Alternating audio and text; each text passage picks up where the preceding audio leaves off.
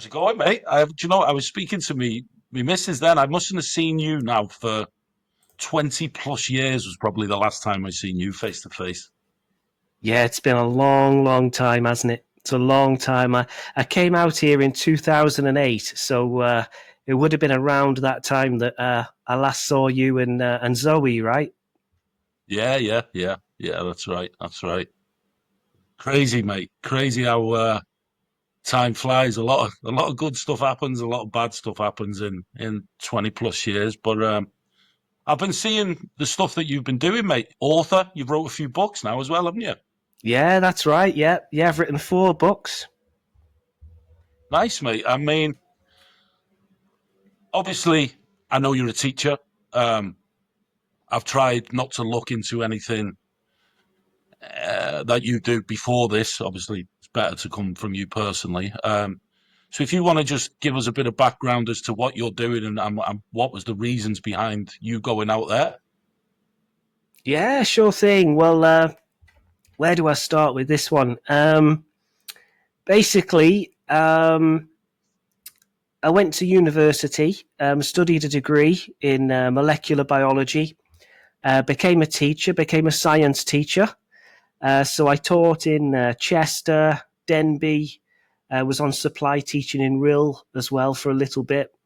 I got a job in Thailand back in 2008, and they offered me a really good package, good salary, and it seemed like a really good opportunity. So I've been out here ever since, basically. And 2015, I wrote my first book, all about teaching techniques, how to engage young learners, how to engage students properly. That became really successful. That won a few awards. And in the past 2 years, I've set up my own business now, a corporate training business.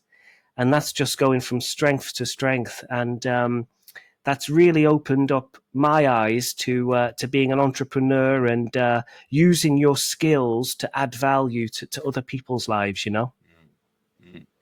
So that's something that I want to do um, within the next 12 months. So I'm sure, you've seen some of the stuff that I'm doing. A lot of it is around addiction and trauma, mental health Mm. issues. And obviously, Flint. I spent, Right. I, I spent 20 years in addiction, mate, and didn't realize for a long, long time it was all down to the lack of emotional regulation, being able to regulate myself, my spirit, and falling into these addictive patterns. But that's so I'm doing a level 7 in trauma psychology at the moment, which is it's Nice. not a it's a master's equivalent. It's not a master's, but it's an equivalent qualification.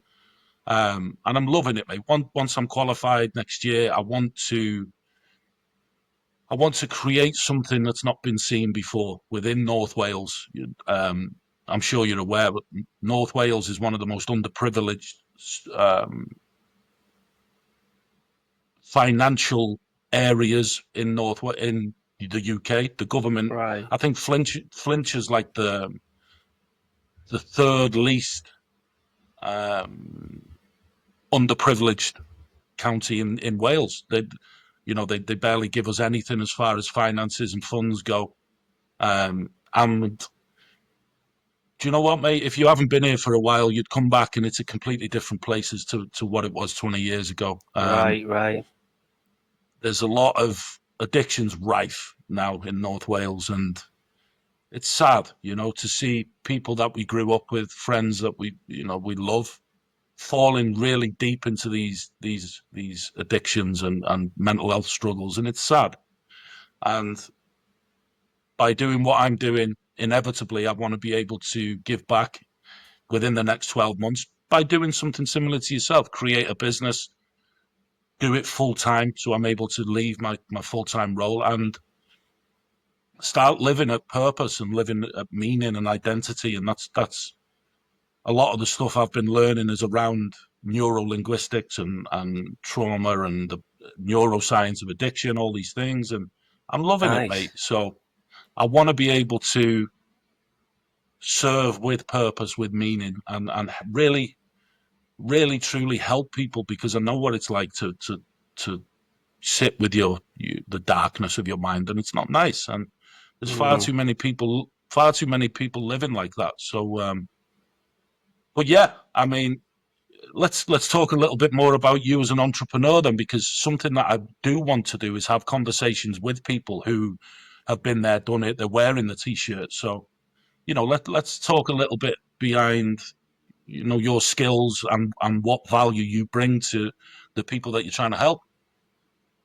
Well, I mean, the backstory you mentioned there, Lee, about about Flint and what's happened and how it's changed is actually quite closely related to my story as an entrepreneur, actually, because growing up in Flint all those years ago. And I grew up in Maes Gwyn initially, and then moved around a little bit. So, you've heard the stories and things. But I can tell you, I mean, that the people who I grew up with were some of the most hardworking, decent people I've ever met. In my whole life, even considering recent history since I've been out here in Thailand, just really hardworking, focused, decent, good people.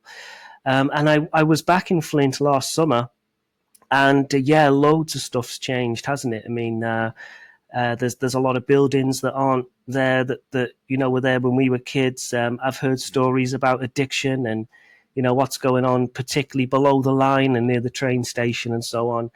Um, but how it relates to me being an entrepreneur is I took that grit and that hard work mindset, which I learned in Flint through hardship, because it was really hard work trying to get into university in the first place, and study as hard as I did.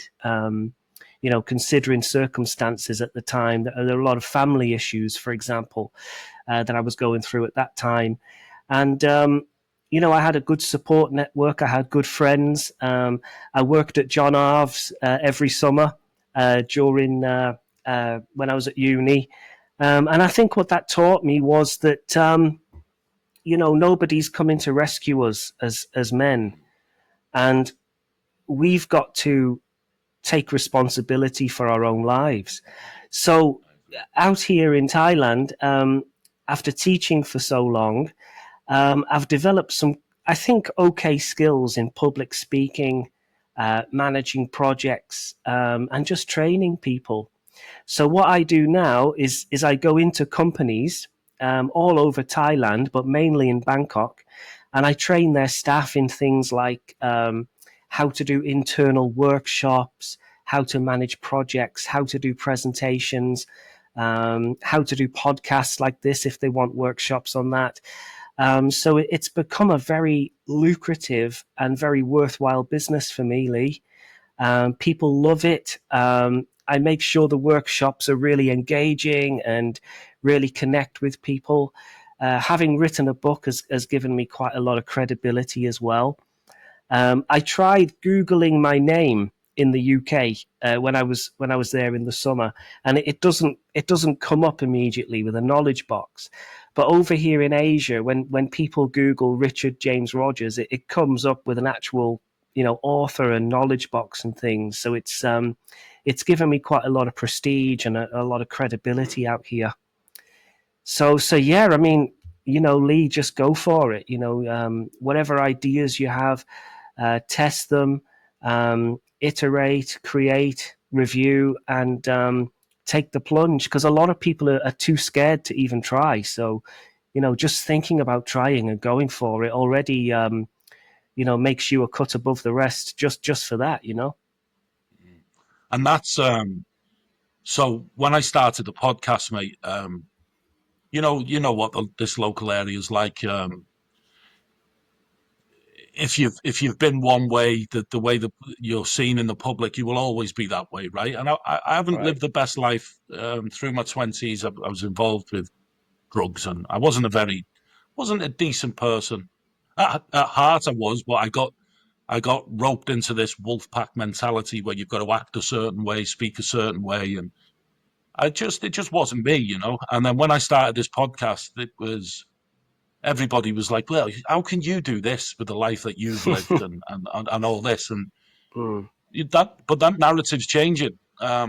You know, even I see myself a certain way in the past, and now we're only just starting to turn the pages, and the story's being rewritten, and this sphere of influence that I'm trying to build is slowly increasing. The podcast has had quite a lot of interaction over the last couple of weeks. A lot of people wanting to come on it and get involved, and I'm really really pleased with it. I've got my own studio now as well, and I saw unfortunately, that. Yeah, it looks awesome. Yeah. yeah, it's cool, mate. We would have been doing that here in the studio today, but unfortunately, they've got a problem with the Wi-Fi in the building at the moment, so I've had to Oh, do it okay. from home. Um, but yeah, I've got that going for me. Public speaking is something that I want to start doing more of. I'm hassling the hell out of this guy from Conway at the moment because they're holding a TEDx talk there in September and they're looking for people to speak on it. Oh, nice, So nice. yeah, so I'm hassling the hell out of him. He approached me a couple of months ago and I've heard nothing since.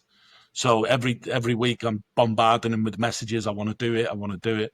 Um, I've organised my own public speaking event in. Do you remember the old cinema in Chester? The Odeon Cinema, that one. Yeah, Yeah. yeah, yeah. I know the place. So it's called the Story House now. So it's sort of half cinema, half cinema, quarter library, quarter sort of public events. And they've got a big room in there that I've booked out. So at the moment, I'm doing a 100-day challenge Okay, with the podcast to do as many podcasts as I can. And the last episode or the last day of the 100-day challenge will be a live speaking event in front of an audience in Chester. Um, and then once I've done that, I want to roll out this. So I've created my own 10-week recovery program called the Zito Method.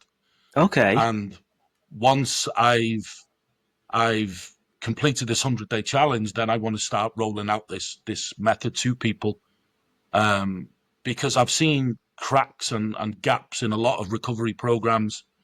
So by designing my own, I believe it's something that helps you find identity and purpose and who you are as an individual. And I think that's really important for people because a lot of the time we just reiterate the words of other people and regurgitate the words of other people. But right. I'm sure you're aware that belief is only belief because of emotional attachment. So if we can attach as much emotion to a word as possible, then that becomes our belief system. That becomes our reality, right? And Right. that's what I want to do. I want people to feel the power. Do you know what I mean? Feel the fucking power that we've got inside us.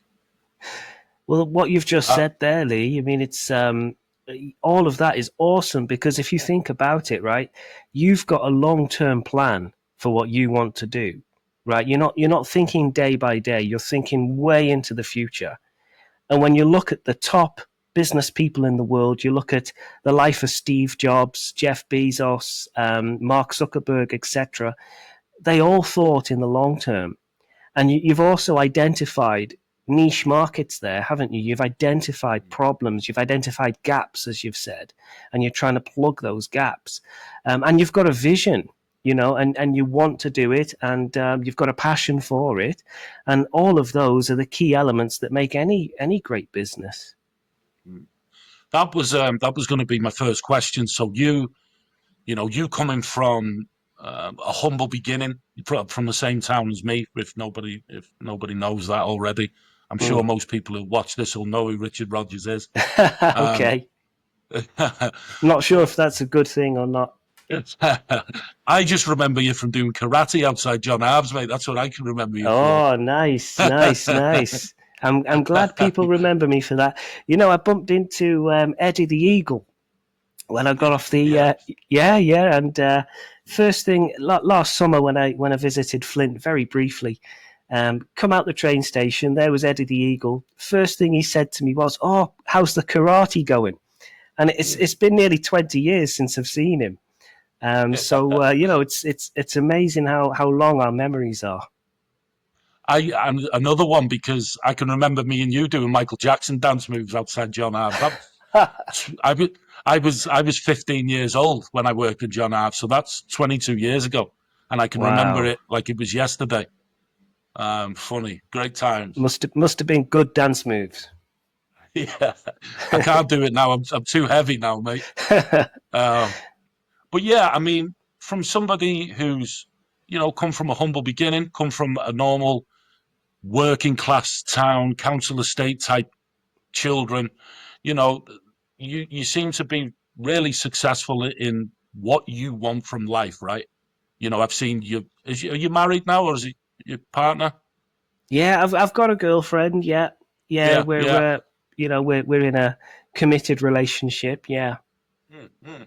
And we can go into the books shortly, but from what you've learned, mate, um, what would you say are probably, if we were to say sort of five key concepts or key tools or mindset or whatever you want to call it to ensure the output is what you want, right? The inevitability of outcome, I'll call it. yeah. Well, there's a few things there, Lee. The first thing I would say is we get told as children, and I was told as a kid by teachers, to learn from my mistakes. Right? We've all heard that phrase, haven't we? You've got to learn from your mistakes. But I would say that the first thing out of the five I would say is you can only learn from your mistakes if you remember your mistakes, right? And one of the problems I had on this journey so far, and I still suffer with it from time to time, but I'm much better now, is I repeat mistakes sometimes, right? And they can be devastating for some people. And, we've got to forgive ourselves when we make mistakes because everyone makes mistakes. Keep a journal, write down all the mistakes you've made in life. You make a new mistake, write it in there and read over that journal regularly just to remind yourself, oh yeah, I made this mistake 2 years ago. I made this mistake 3 years ago. And that will save people a lot of hassle. It will save you repeating mistakes and, you know, having the fallout of that and the consequences of that repeatedly. The second thing I would say is don't worry too much about what other people say about you and the criticism that you might get. When I first released that first book of mine in 2015, the hate and the jealousy that came my way was absolutely astronomical. It was Really? really, really vile in some cases, and it used to really get me down at first. Right, these people are hating on me, and then I read a book by Dale Carnegie called "How to Stop Worrying and Start Living." And he told a great story in there, and it was about one of our kings in at the turn of the century. I think it was King Edward, maybe. Anyway, or one of the kings. But the story was that he was at the Naval Academy in the UK, and the other naval cadets kept kicking him when he was still a prince, right? And they were kicking him and kicking him. And one day, the naval officer, the instructor, whoever it was, came over to the young prince and said, "What's happening? Why are you crying?" And he said, "People are kicking me all the time. The other cadets are kicking me." And this instructor found out about it, asked these other cadets what was going on, and what they said was, "We were kicking him because one day we want to say we'd kicked the king." So the moral of that story is, criticism only comes from below. Um, when you're doing something new, something unique, when you're trying to make your dent in the universe, not everyone's going to understand it at first, and people are not going to like the fact that you're trying hard. So secretly, criticism is a compliment in a way, because it means that people are noticing you. So don't get hung up on criticism. Third thing I would say is respect yourself. We've got an epidemic, and I know you've mentioned this on a few podcast episodes, Lee. of men who are directionless in life. Um, they don't have a purpose. We have a problem, I think, in the West of men not really understanding what it means to be a man in society. There's been a shift in expectations. Um, and I would say just, respect yourself. Don't let people push you over. Don't let people um, tell you you're not good enough. And that applies to anyone. And unfortunately, sometimes, Lee, it includes family members. You know, um, I know many people who I grew up with who've had family members who've not treated them very well, and you've just got to walk away from people like that sometimes. So know when to walk away. The fourth thing is what you're doing, Lee, and what all good business people do, and that's to plan really well. Plan ahead, make good plans, take action, and review those plans regularly. And the fifth thing I would say is to recognize your achievements. Just look back. How far have you come from where you started, and reward yourself for it? Time is precious. There's a famous Chinese proverb that says, "An inch of time is an inch of gold, but you cannot buy back an inch of time with an inch of gold." And I take that to mean that every minute we have on this planet is precious. So don't waste it by regretting things, worrying, getting stressed out about what people say about you. Um, and also just take time to reflect and replenish and look after yourself, really. And you know what, Rich? I completely agree. That's something I'm still working on. I believe, I'm in a really good headspace for 90% of the time, but everything you just said there, I totally agree with. But the one thing I was given some advice when I started doing this podcast 12 months ago, by a gentleman from Ireland. He wrote a book about addiction and recovery called Keep It Simple. Okay. And his advice to me was what the book was called. He said, just keep it simple. And what you're saying there, none of it sounds overcomplicated. None of it sounds extraordinary or out of this world. It's just really, really straightforward, a simplistic process. But a lot of the time, like you mentioned, patterns, right? So a lot of the time, we've all got patterns. Every single human on the planet. Sometimes we don't actually know we're in those patterns. So, like you said, by acknowledging the patterns of the negative feedback, I don't like using the word failure. I like Mm. feedback. Um, but a lot of the time we don't understand that we're in these patterns or these loops that are detrimental for us, and the simplicity of what you just said there brings so much value and purpose and key concepts to what you want to be as a human being. And I think it's really, really important. And I've asked a few people on the podcasts and face to face what their five sort of main concepts for success are. And I really believe what you just said there is probably the best answer because, Oh, that's good. Happy to hear that, yeah. Lee. But So I I'm just think, good. I'm good at go dancing. I'm good at answering. That's good to hear. well, you'll have to get up and do some dancing for me, mate, because I haven't seen it for 20 odd years.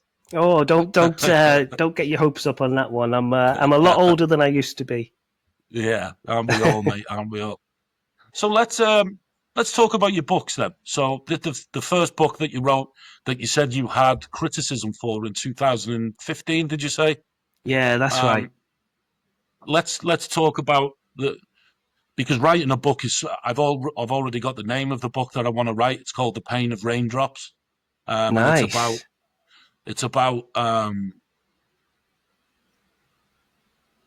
we'll call it it's about me basically, but there's only one of Lee, but there's a lot of stories similar to mine around the world, and Right.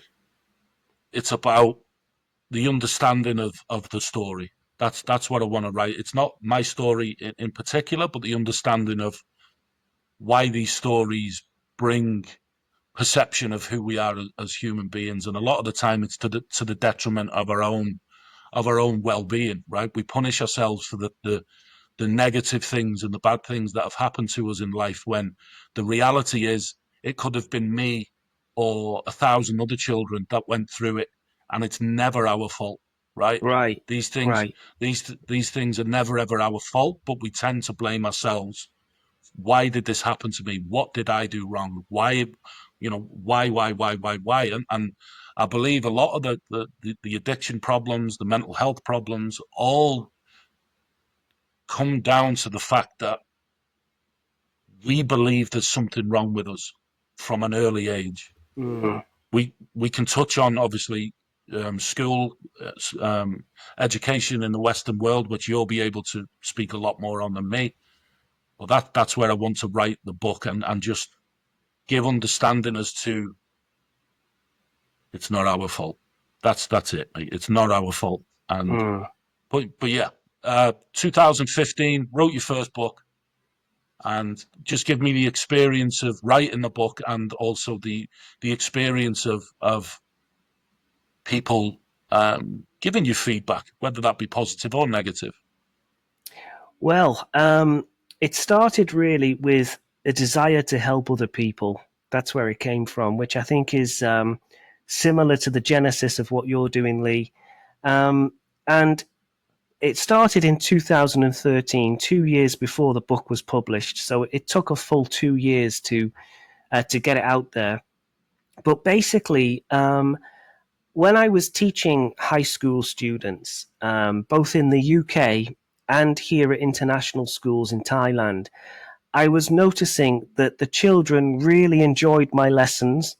They were behaving for me, and I was engaging them really well. And I had lots of other teachers who I worked at in different schools telling me that, this child doesn't behave very well for me. I've got problems with this kid. I've put this person on detention. And I was like, these children are really good for me. What's going on? Right? Why are they behaving well for me, but causing problems for other teachers? So I decided to write down a list of 45 different secrets. It came to 45 in the end when I'd written them all, of things that I was doing which were working in the classroom. And to be honest, I wrote it for two reasons. One, for me to read over so I can, keep refreshing my memory of what I've done and what's worked, but also to help other people as well. And I just wanted something that was very easy to read, not overcomplicated, based on experience. So it was credible, and something that was a bit entertaining as well. So it took a full 2 years to get it all done. Um, I then went to an online publishing company and got it all looking nice inside, got it typeset, got it indexed, got the covers made and everything, and then launched it on Amazon, on a platform called CreateSpace back then. And pretty much within the first year that it was launched, it became a wild success. People were buying it in their thousands. I had orders coming in from America, of all places, more than any other country, which really surprised me because I thought it would be UK teachers and international school teachers that would want it, but the Americans seem to really go for it. And then follows the vitriol and the hate and the online comments. And there was a lot of people who were jealous of me. They'd seen how successful this book had become, and my online presence was growing as well because I'd set up a blog alongside the book to kind of market the book and promote it. And people were going on Goodreads and writing things like "Go and die in a ditch," "You're awful," Wow. and all sorts of just wild kind of weird criticism, not even, critically reflecting on the book itself, accusing me of plagiarizing, all kinds of, horrific things like that. And of course, it was just blind. It was just blind criticism. There wasn't any basis behind it. I'm always willing to accept feedback, even if it is negative feedback. I learn from that. But you will find that when you're doing something like writing a book, and especially if it becomes successful, you're going to get haters, and you just can't let it get to you. You think of Donald Trump, Nigel Farage, these big names. They've got a lot of haters, but they've also got a lot of people who respect them. So yeah, that's the journey, I think. what were the secrets? Oh well, there's there's 45 of them, so I don't know if you want them all, but I'd pick a top 10. okay, top 10. So number one would be to plan every lesson really thoroughly. Number two would be to use a variety of activities in every lesson, so don't keep it boring. Number three would be to provide positive, meaningful feedback, sincere feedback, and praise to your students. And this applies to adults as well, Lee, and That's parents. why I'm asking. That's why I'm Right. asking you, mate. Yeah, Yeah, I mean, when you acknowledge someone's efforts, and you mean it, you're not just saying it because you have to say it, but you really mean it. People really lap that up, and they become yeah, better. They become yeah. better when you praise them genuinely.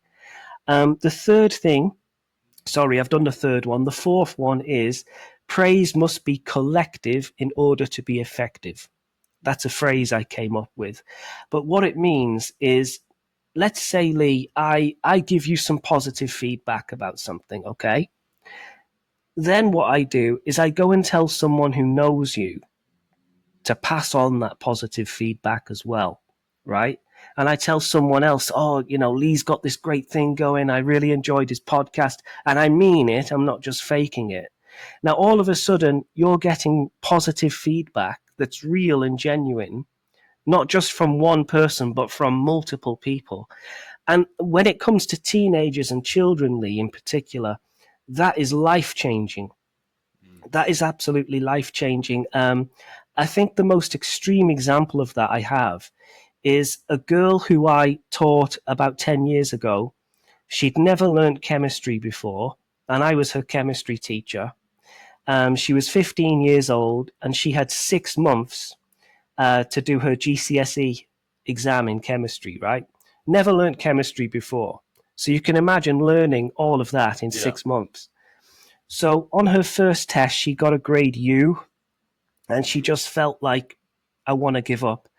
But I just found every little thing I could to praise her for. Even if it was getting a symbol of an element correct or something like that, or a calculation correct, or even just writing the correct title or something.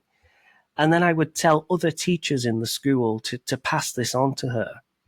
And it just really motivated her to push herself, to make it happen, and to do the best she could. Um, and in the end, she got a grade A star in chemistry in the end in Wow. 6 months. So that was just incredible. So praise must be collective in order to be effective. The fifth one is to always understand that young people have things going on. They might have baggage at home that they're bringing to the classroom. I certainly did, when I went Yeah. to school, as many of my friends did as well. In Flint, and many children do when they go to school. They're bringing stuff from home into school, um, and to remember that you're not just there to pass on knowledge to a child. Mm. Um, you're there to really mentor them and coach them and help them, and recognize that you might not know the whole story about what's going on. Number six, I would say, is to use technology if you can. So educational technology, like live quiz apps and laptop computers, smartphones, smart boards, and that kind of thing. Number seven, which is a new one, and I've put into the new edition of the book, is to utilize AI where possible as well, because that's the future now. We might not like it, and it's a bit frightening, Yeah, but I mean, I'm studying AI intensively, and it's just crazy how much is out there already that can yeah, do so much, and we've either got to learn it and get good at it, or we're going to be left behind. I agree. Yeah. Um, I agree. I think I'm up to number 7 or 8 now. But number 8, I would say, is remember that parents are your key customers. I think a lot of teachers lose sight of that. You've got to remember that the parents want the best for their children, and as a teacher, you are seen as a kind of authority figure, and someone who's supposed to be helpful. So you've got to remember parents are key customers, and to listen to them and to value them as well. I would also say to bring some humor into the classroom. Don't be too serious, but don't be too relaxed as well. But know when to crack a joke, know when to laugh at things, know when to get the students laughing as well, because that Yeah. helps the learning process. And the final thing is get the students moving, especially boys, I have to say, Lee, because, what a lot of the educational research has shown us is that there are exceptions, of course, but we learn best when we're seeing things, we're hearing things, but also when we're moving. When we get up, when we're moving, doing things like spatial learning, doing things like moving around the classroom, maybe learning outdoors sometimes. Anything that involves the body moving will create those cognitive connections, and the research shows that that's particularly true for boys, although girls, of course, benefit from that approach as well. So I was listening to Jordan Peterson on a debate a couple of weeks ago, couple month ago maybe, and he was talking about how Western education is detrimental for the mental health of young boys. Right. Um, and so you mentioned it there, the way that we internally or our internal dialogue with or accept information, we have visual, auditory, and kinesthetic. Um, Right. Right. I'm from what I've learned from the guy who's mentoring me, I'm very visual. I learned through my mind's basically like a cinema. I like to picture things in order to learn, and I'm a very forward, motivated person. Always thinking into the future. Once something's gone in my head, it's gone. It's in the past. I leave it there. Oh, that's Um, good. yeah, well, it's good for me. It's not for the people who are around me and my family and stuff. um, But what he said to me, and you just said it there, and he's a teacher as well, so it's obviously very similar thought process from the two of you is that with boys especially, we don't allow the kinesthetic teachings that we've got to sit down and we're told you have to be interested in these subjects, and we don't Mm, learn with these, we don't learn with our hands, we don't learn with our bodies. It's just sitting in a classroom and for boys and young girls, they're children, and yeah. to give. I've got a real problem with the Western educational system anyway, because it's sit down, shut up, be quiet, don't speak until you're spoken to. You'll eat when we tell you to. Right. You've got to be interested in these subjects. If you don't, you're then classed as disruptive or naughty or possibly ADHD. And a lot of the time, it's for none of those reasons. They're just not entertained. Like you said there, you crack a Yeah. joke. Children learn more when they're relaxed, when they know that they can trust Yes. the person. It's that trust that, the children who you teach obviously can trust you as their, and I like the word you used initially, you used mentor Yes. before, because I believe children it's the same being a parent, right? I done it for a long time where I'd want my son to live a certain way, to be a certain way. And the fact of the matter is he's his own person. Mm, I can't live my life through his eyes, you know. And it's important now that I allow him to make his own mistakes. I allow him to um, feel the feeling of not being successful all the time. And I Yeah. think that's important because we learn through the mistakes that we make, like you said. And I think that's very important. And again, what you just said there, I think that the reason that I asked you is because as we can use them as parents, we can use them as adults, we can use them as friends when we're in friendship, relationships, and they're not just key concepts that work for mentors or teachers with children, right? Right. Right. Absolutely. Absolutely. Yeah. I mean, you can use this really with anyone you interact with. Absolutely. So obviously the book was written. What was the what did success look like to you off the back of that book? What came next for Richard Rogers? Um, a lot of online recognition, money, of course. Money from the royalties of the book sales, and I think also the credibility. Lee, people. I think whilst I did get criticism from these keyboard warriors in professional circles, people respected me more. I think after I wrote that book, so there were a lot of positives that came from it. Yeah, yeah. And then did that take you into different circles? Did that take you into different professional roles? Was that the foot in the door for you to become this entrepreneur that you are now, and start moving away from sort of the schooling aspect into more business orientated environments? It was kind of, I think, Lee. I think the big thing that made me take that shift was I joined a professional network called the British Chamber of Commerce here in Thailand. It's basically a business network, and to be honest, I'm not even sure why I joined it. I think I just wanted to see what was going on in the business community.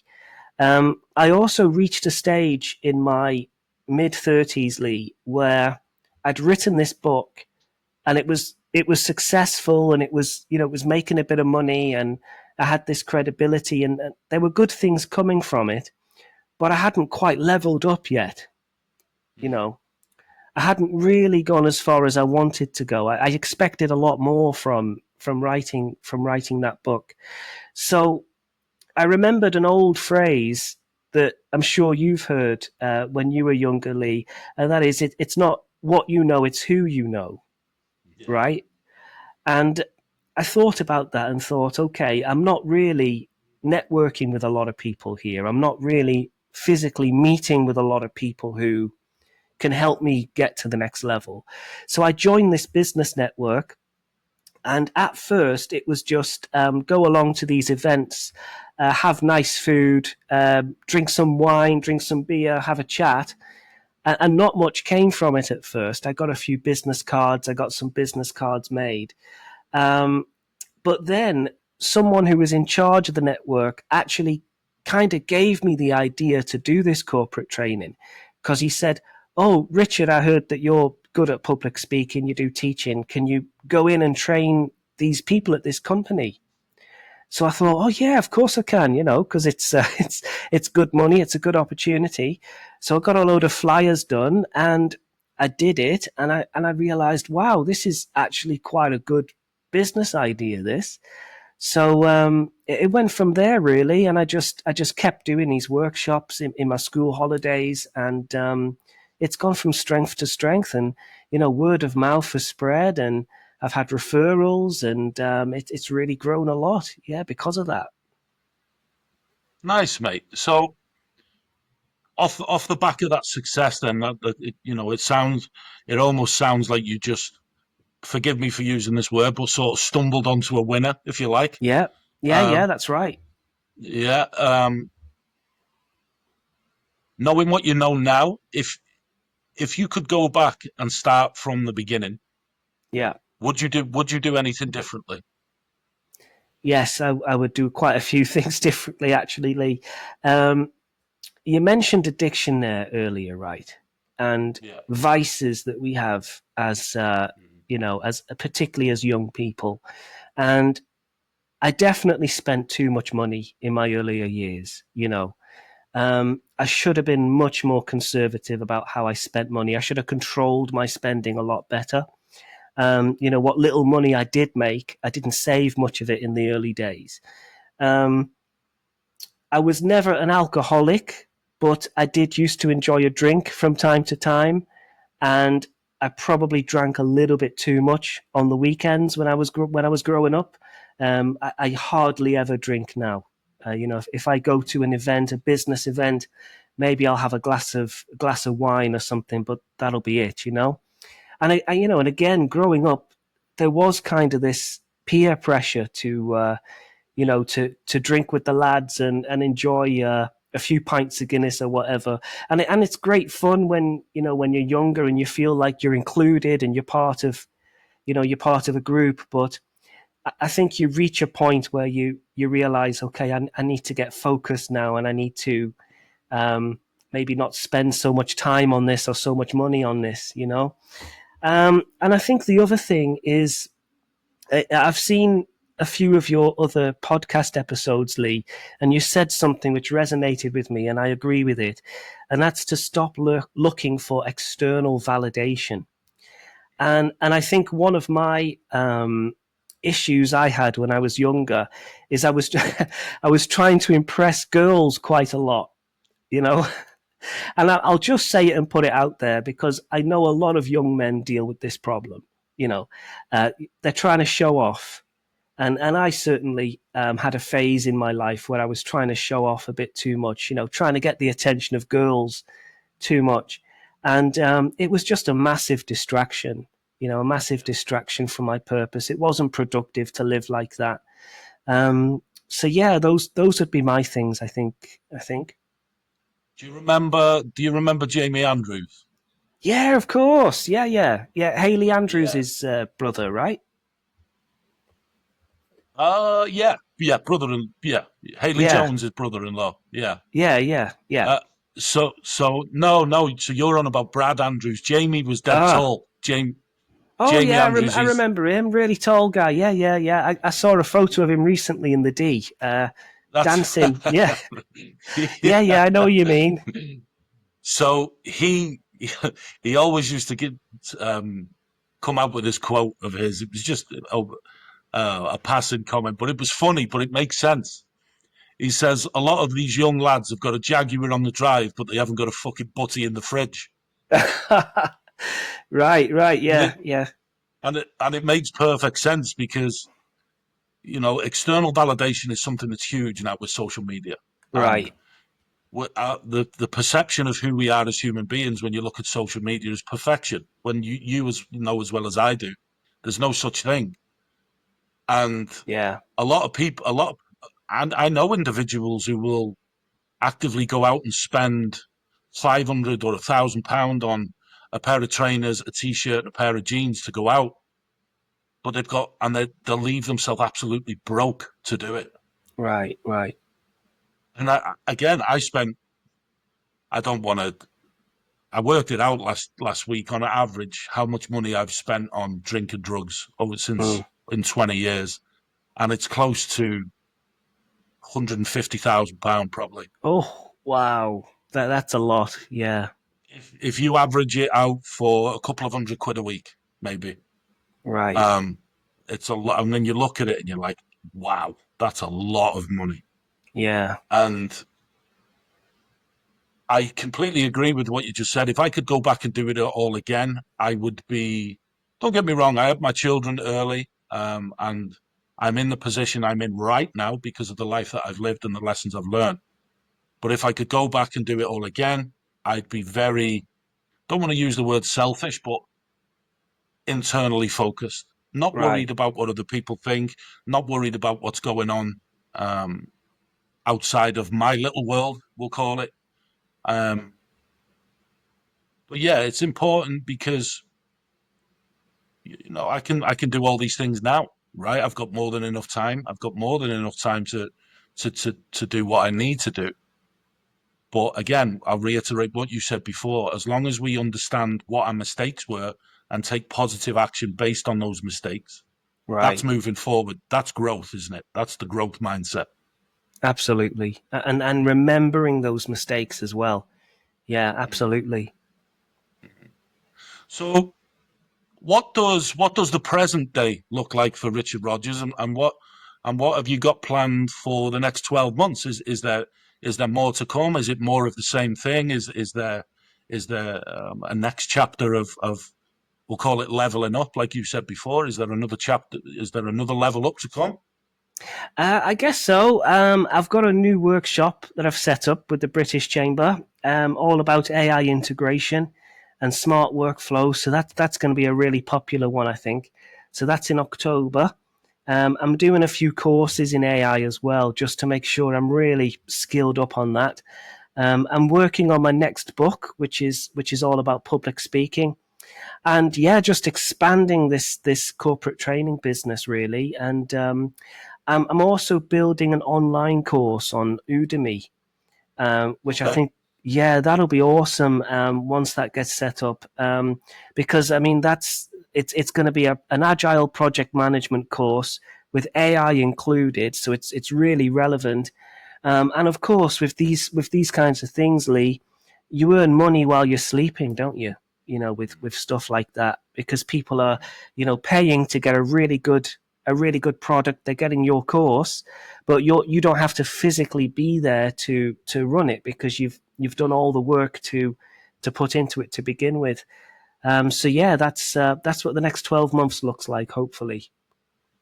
If you could, what are the things that you want to give to the community? What do you want to give back? What does that look like to Richard Rogers? Is that purpose? Is it meaning? Is it what is it that you want to, we'll call it, be remembered for? Wow, I've got a lot of things here, Lee. I've got some big dreams about this. Okay, now I'm not sure if I can pull it all off. I'll be honest with you, right?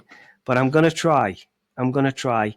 Um, I do want to be remembered for the books and the public speaking and all that stuff. But I'd like to give some things back to my hometown. Um, Nice. cool. I mean, one thing that really breaks my heart about Flint in particular is Cornist Hall.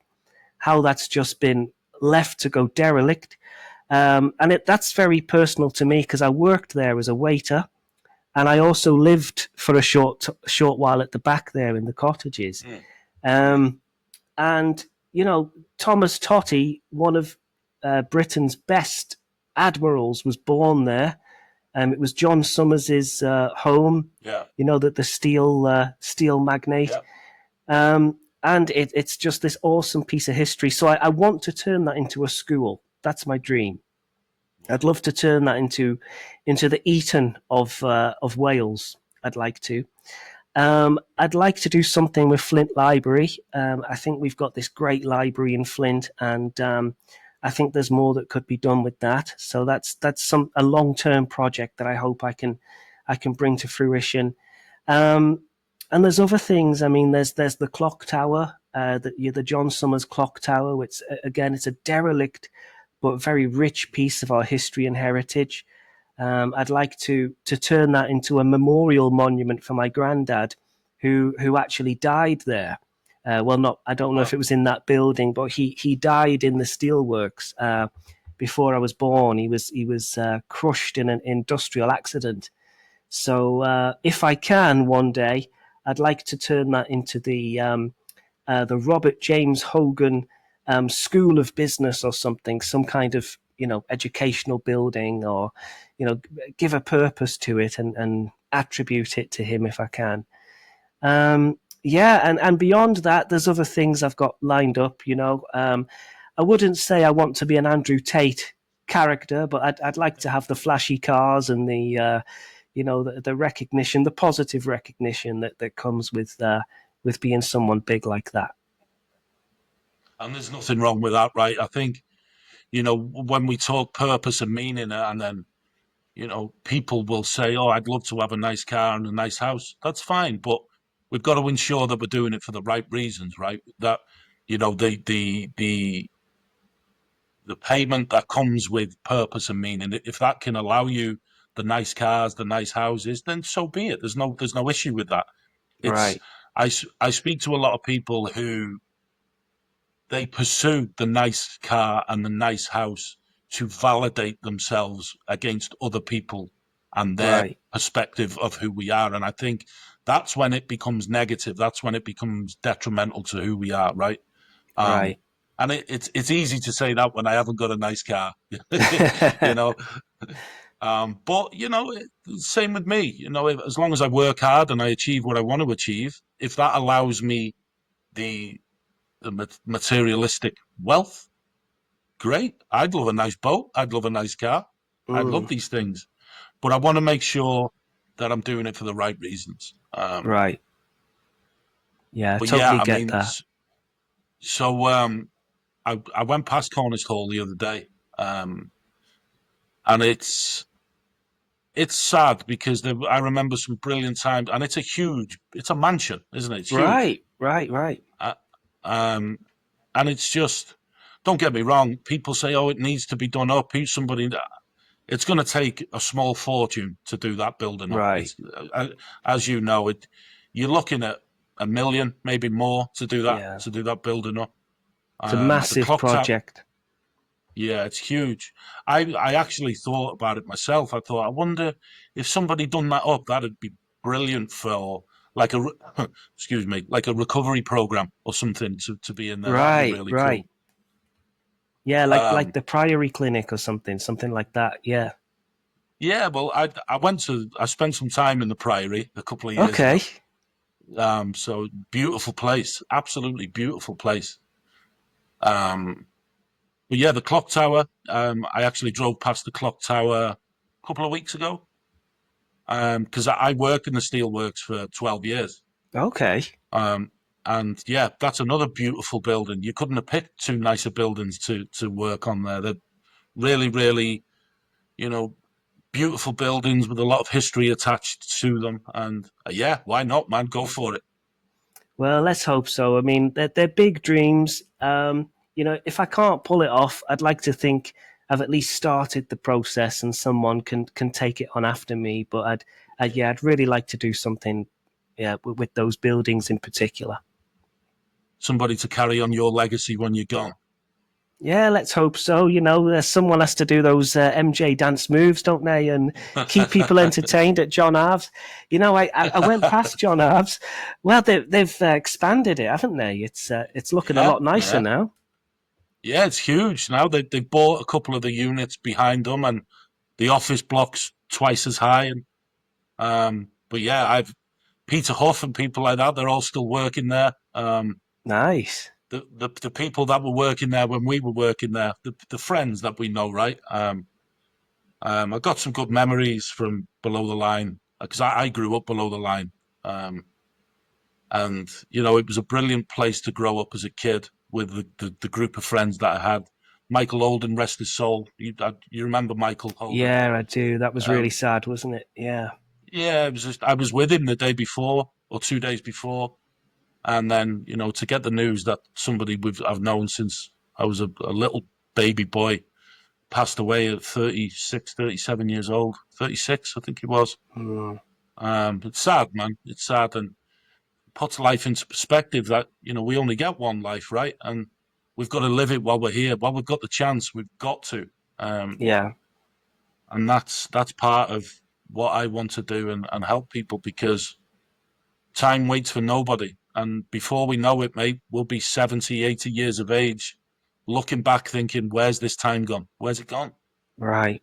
Right. It goes so quickly, and yeah, we've got to value every precious moment. And when I see kids, when I see even adults, just swiping and swiping and swiping through reel after reel after reel, playing these candy games on their smartphones and stuff, it's such a massive waste of time. And that sort of brings me on to the last sort of question that I've got for you. Obviously, you've been in the educational system in the Western world, out in Asia. Do you see similarities? Do you see that it's different? Because I genuinely believe, like I mentioned before, we have a Mm, real issue with how children are educated in the Western world. Is Yeah. it sort of the same? Is there similarities in the Asian educational system? That are they similar? Are they completely different? The way I see it, Lee, is that there's quite massive differences actually.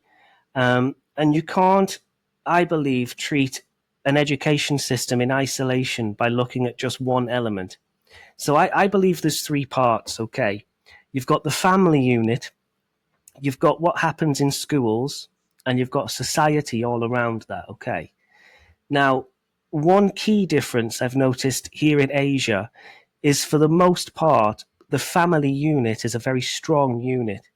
You know, you've got two parents in the home with the children. You know, there's not as many divorces as there are over in America, the UK, Australia, and so on. Single motherhood is not something that happens that often. Um, so the family unit is a very strong, well respected unit. That there's a lot of extended families as well in this part of the world. You know, you've got grandparents and uncles and the whole family just living together in in one house. Yeah, So that's that's something I think that in the West, in the space of just two generations, I think we've lost a lot of the integrity that comes with the family unit. I agree. If you look at our grandparents' generation, they were married, they looked after their children, and they even if even if the parents didn't like each other that much sometimes, they stayed together for the sake of the children. Yeah, Nowadays, you don't quite see that, that level of integrity anymore. You see a lot of broken homes over here in the West. So that contributes to things. In terms of the school system, that's linked to society because, um, schools over here in Asia generally, they've got very high standards. Um, they teach subjects that the students need to know later in life. You know, the mathematics, the sciences, the languages, and so on. They don't tend to be as focused on the kind of relationships and PSHE side of things as maybe we are in the West. So there isn't as much of this 2S LGBTQIA plus stuff and um, kind of gender identity stuff. You know, a lot of that is not is not that present in these schools. And also there's expectations from society. One thing I think that is kind of a good thing about the West is that we're so prosperous in a way, and we're so rich that you don't have to go to school to have a good career in the West, right? Um, and what that's created in a way is it's created a system, especially in the UK, where if you study hard at school and you push yourself, you get punished for that, yeah, right? Because you think that the average UK student now who goes to university this year, right? When they graduate, the average graduate is going to have £45,000 of student loan debt, yeah, right? Which is just astronomical. It's huge.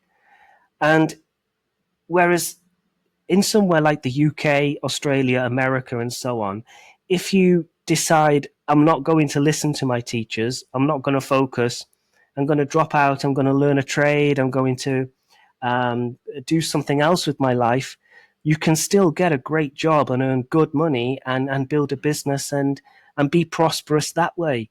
Whereas over here in Asia, generally speaking, you can only get a decent job if you've got a university degree. You know, so there's a massive difference there, a massive difference. There are exceptions, of course, Lee. You know, it's not always like that, but generally speaking, that's what it's like. Um, so there's levels to it. You know, that there's levels to it. If I was to suggest changes to the UK education system or a Western education system, I would say that they need to just embrace these alternative careers a lot more. You know, if some if a child wants to do welding, wants to do engineering, where's the support for that in schools? yeah, Um, students are not taught about family law and basic things like that. Where's the support for students who want to be a HGV driver or who want to be a crane operator or something? There's very little. There's very little encouragement for that in schools, I think, in the West. Doing these really important jobs that don't necessarily require a university degree. And I think it's unfortunate because the schools could really have a lot of impact if they took that on. My son, so he's just finished his first year of college Mm, after leaving high school, and we're trying to get him into a welding trade because the guy I spoke to, he said that there's just nobody coming out of these colleges and high schools now that either want to do any form of physical trade, whether that be electrical, mechanical, welding, whatever. He mm, said every year we're seeing less and less and less children wanting to, maybe not so much wanting, but they don't even know about these right. opportunities, and it's just getting less. And these are key skills. Bridges are built off the backs of these, roads, cars, Mm, houses, whatever everything. These are the vital parts of the society, and the feedback we're getting from. And I work in a manufacturing background. I have done my whole life, and the feedback we're getting is every year there's less and less children who want to come into some form of trade, or just they want to be a social media influencer, or they want to be a YouTuber, or they want to be a gamer, and because they see this hedonistic version of what life should look like from social media influencers, they see people making millions and millions of dollars, and but the reality is, okay, you can achieve that, mm, but as well, we need key skills to learn how to live a life. We need to understand what life is, and work hard. And these values that we were, likes of me, myself, and you were brought up on from the older generations. Like my grandfather, he showed me what it was to work hard and right. earn a living.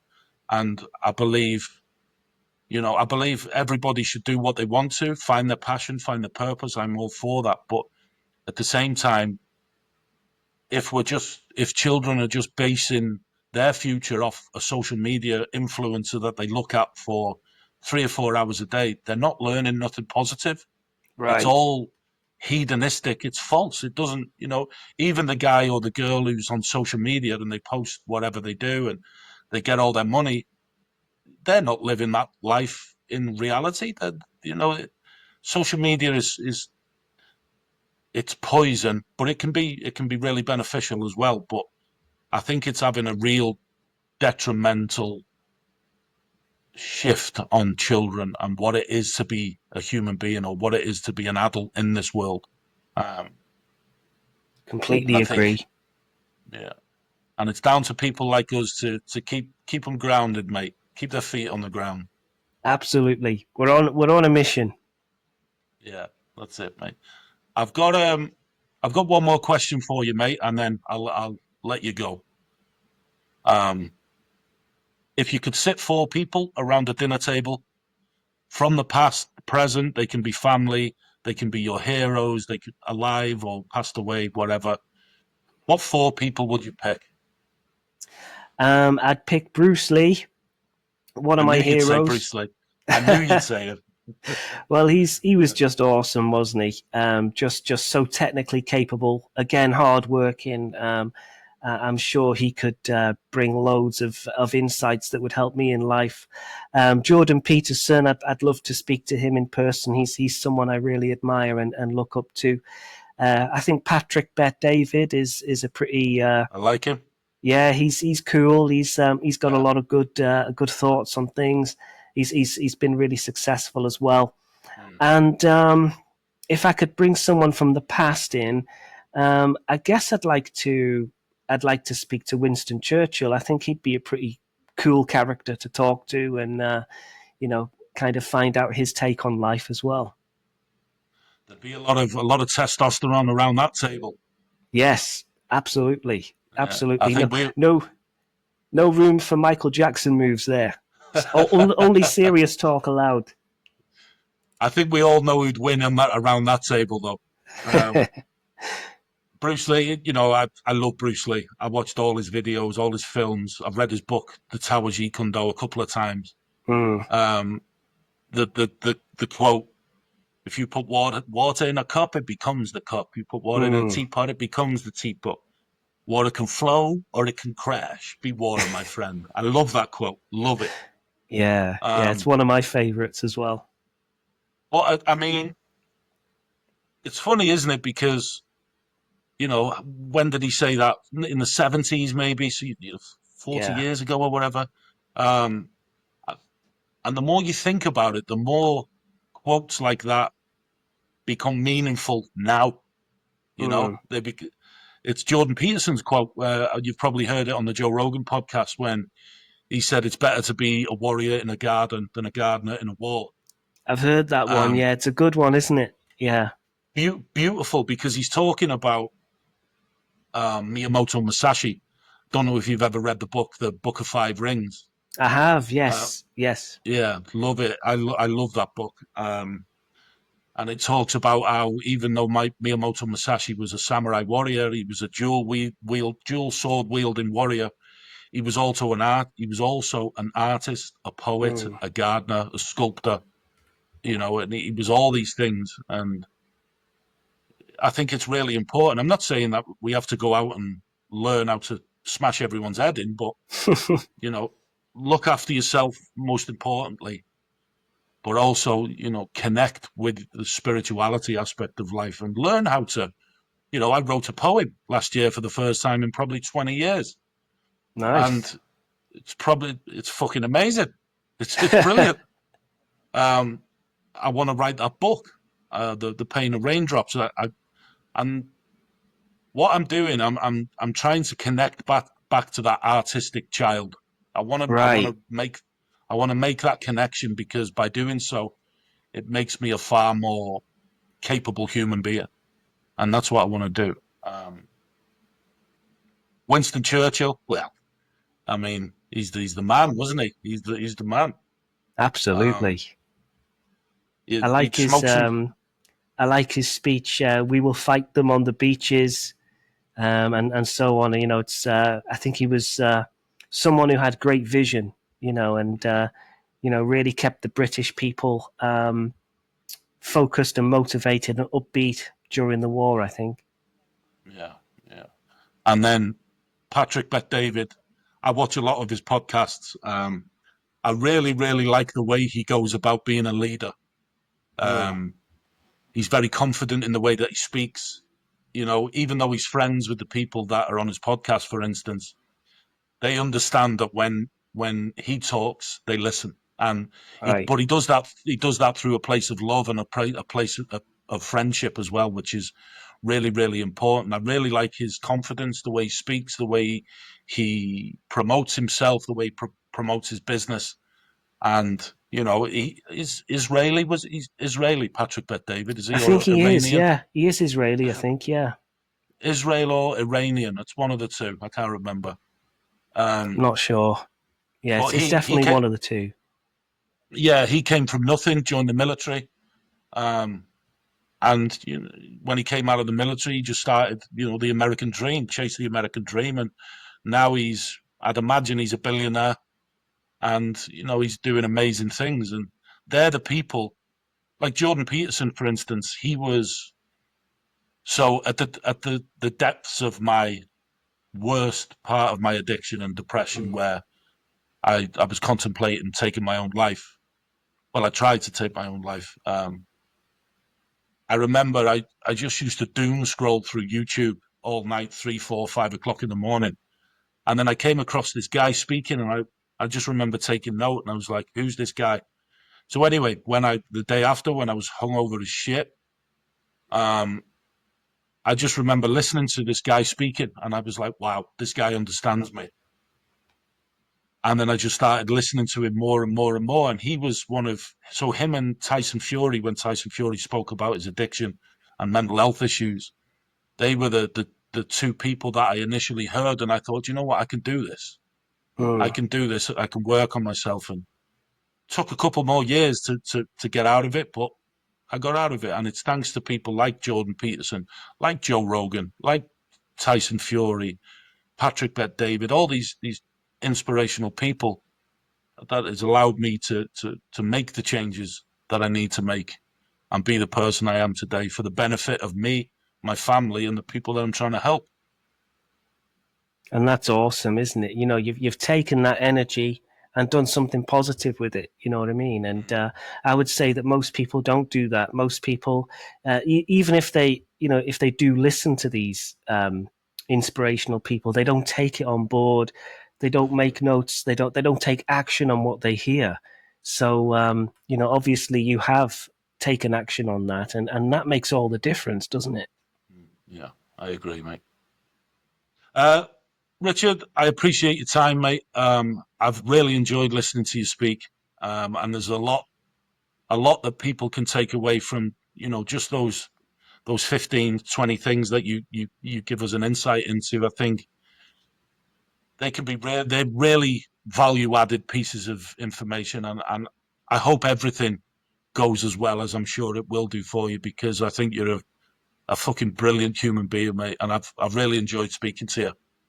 Oh, thanks a lot, Lee. It's very nice to hear you say that, and you know, you too. You know, good luck on your journey, and in the old cinema in Chester. I hope the you know, the speaking gig goes well. And are you going to live stream it and show it to your audience?